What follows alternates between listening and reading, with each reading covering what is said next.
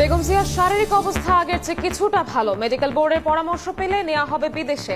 তারেক রহমান ফিরতে চাইলে একদিনের মধ্যে দেওয়া হবে ট্রাভেল পাস।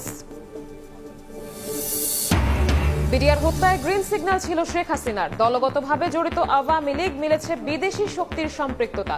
প্রধান উপদেষ্টার কাছে তদন্ত প্রতিবেদন জমা কমিশনের। অবৈধভাবে সরকারি জমি দেওয়ার অভিযোগে দুদকের আরেক মামলায় শেখ হাসিনা রেহানার রায় আজ। আরেক আসামি ব্রিটিশ এমপি টিউলিপ সিদ্দিকও।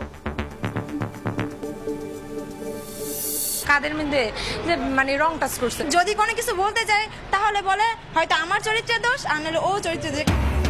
গণপরিবহনে 83% নারী শারীরিক ও মানসিক নির্যাতনের শিকার। নেই আসন সংরক্ষণের বালাই।